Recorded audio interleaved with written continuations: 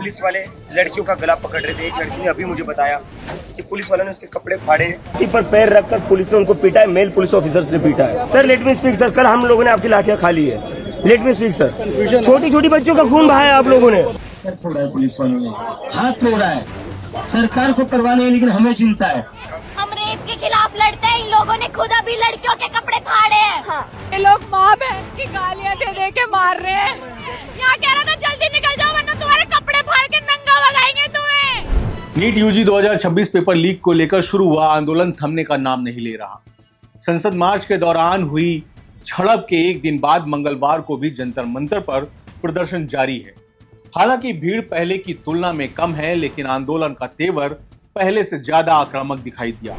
इस बार सबसे ज्यादा चर्चा में रहे कॉकरोच जनता पार्टी के संस्थापक अभिजीत दीपके, जिन्होंने दिल्ली पुलिस पर बेहद गंभीर आरोप लगाए और साफ शब्दों में कहा कि आंदोलन अब पीछे हटने वाला नहीं है। मीडिया से बातचीत में अभिजीत दीपके ने सोमवार को हुए संसद मार्च का जिक्र करते हुए कहा कि दिल्ली पुलिस ने छात्रों पर जरूरत से ज्यादा बल प्रयोग किया। दीपके ने आरोप लगाया कि पुलिस ने प्रदर्शनकारियों के साथ बेहद बर्बर व्यवहार किया। उन्होंने कहा कि कल हमने देखा कि दिल्ली पुलिस ने किस तरह बेरहमी से बच्चों को पीटा। 12 साल की बच्ची के सिर फोड़ दिए गए। दिल्ली पुलिस की वर्दी में गुंडे भरे हुए थे। दीपके का दावा है कि लाठीचार्ज में कई छात्र गंभीर रूप से घायल हुए हैं और एक छात्रा की गर्दन पर लाठी लगने से उसकी हालत बेहद गंभीर हो गई है। अभिजीत दीपके ने दावा किया कि घायल छात्रा का इलाज दिल्ली के राम मनोहर लोहिया अस्पताल में चल रहा है।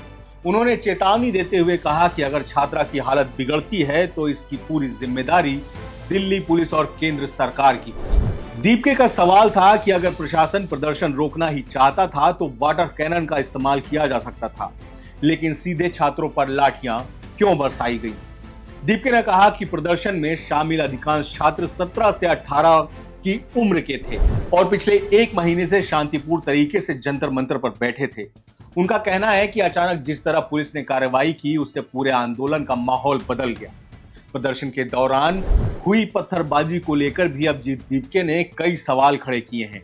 उन्होंने कहा कि पूरे इलाके में कड़ी सुरक्षा थी, हर प्रदर्शनकारी की तलाशी ली जा रही थी और चारों तरफ बैरिकेडिंग थी। फिर आखिर इतने पत्थर वहां कैसे पहुंचे? दीपके ने आरोप लगाया कि पूरी घटना पहले से योजनाबद्ध लगती है।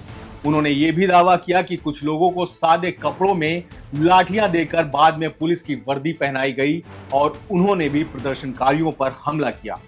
हालांकि इन आरोपों की स्वतंत्र पुष्टि नहीं हुई है। अभिजीत दीपके ने बताया कि सोमवार को सोनम वांगचुक को उनका अनशन समाप्त करने की कोशिश की जा रही थी, लेकिन संसद मार्च के दौरान हुई हिंसा देखने के बाद वांगचुक ने अपना फैसला बदल दिया। दीपके के मुताबिक जब छात्रों पर लाठियां बरसती देखी तो उन्होंने साफ कह दिया कि अनशन जारी रहेगा। उन्होंने दोहराया कि जब तक उनकी मांगें पूरी नहीं होती आंदोलन खत्म नहीं होगा। उधर दिल्ली पुलिस ने सीजेपी के आरोपों को खारिज किया है। पुलिस का कहना है कि संसद मार्च के दौरान प्रदर्शनकारी बैरिकेड तोड़कर आगे बढ़ने की कोशिश कर रहे थे। पुलिस के मुताबिक प्रदर्शनकारियों ने पथराव किया, सरकार और पुलिस वाहनों को नुकसान पहुंचाया और सार्वजनिक संपत्ति को क्षति पहुंचाई। दिल्ली पुलिस का दावा है कि इस झड़प में 118 से ज्यादा पुलिसकर्मी घायल हुए, जबकि करीब 60 प्रदर्शनकारी भी घायल हुए हैं। मामले में कनॉट प्लेस और पार्लियामेंट स्ट्रीट थाने में अज्ञात लोगों के खिलाफ एफआईआर दर्ज की गई है। सोमवार को आंदोलन के बीच सीजेपी के प्रतिनिधि मंडल ने केंद्रीय स्वास्थ्य मंत्री और राज्यसभा में सदन के नेता जेपी नड्डा से मुलाकात की थी। प्रतिनिधिमंडल में सौरभ दास और आशुतोष रांका शामिल थे। बैठक में सरकार को 3 प्रमुख मांगों का ज्ञापन सौंपा गया। शिक्षा मंत्री धर्मेंद्र प्रधान का इस्तीफा, नीट से जुड़े मृतक अभ्यर्थियों के परिवार को 1 करोड़ का मुआवजा, सोनम वांगचुक की तत्काल रिहाई। सरकार की तरफ से शीर्ष स्तर पर चर्चा का भरोसा दिया गया, लेकिन अभिजीत दीपके इस बैठक से संतुष्ट नहीं दिखे। उन्होंने कहा कि यह बैठक किसी समाधान जैसी नहीं थी, बल्कि ऐसा लगा कि हमें सिर्फ रोक कर रखा गया हो। मंगलवार यानी आज भी जंतर मंतर पर प्रदर्शन जारी है। हालांकि अब वहां पहले जैसी भीड़ नहीं है। कई प्रदर्शनकारी अपने अपने घर लौट चुके हैं और बड़ा मंच भी हट चुका है। इसके बावजूद आंदोलन पूरी तरह खत्म नहीं हुआ है। अभिजीत दीपके के नेतृत्व में प्रदर्शनकारी अभी भी धरने पर बैठे हैं और सरकार से कार्रवाई की मांग कर रहे हैं।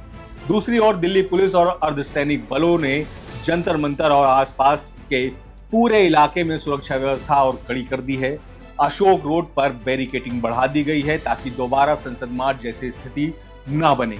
सड़क के साथ साथ सोशल मीडिया पर भी यह आंदोलन चर्चा का बड़ा विषय बना हुआ है। एक्स पर hashtag CJP protest, hashtag Jantar Mantar, hashtag Abhijit Deep के और चलो संसद जैसे हैशटैग लगातार ट्रेंड कर रहे हैं। कुछ लोग आंदोलन का समर्थन कर रहे हैं तो कुछ नेतृत्व पर सवाल उठा रहे हैं। कई यूजर्स ने सवाल उठाया कि जब संसद मार्च के दौरान छात्रों पर लाठियां बरस रही थी तब संगठन के कुछ नेता JP नड्डा से मिलने क्यों गए थे। वहीं समर्थकों का कहना है कि बातचीत और आंदोलन दोनों साथ साथ चलते हैं और फिलहाल आंदोलन को कमजोर नहीं होने देना चाहिए। अब पूरा मामला सरकार और प्रदर्शनकारियों के बीच बातचीत पर टिक गया है।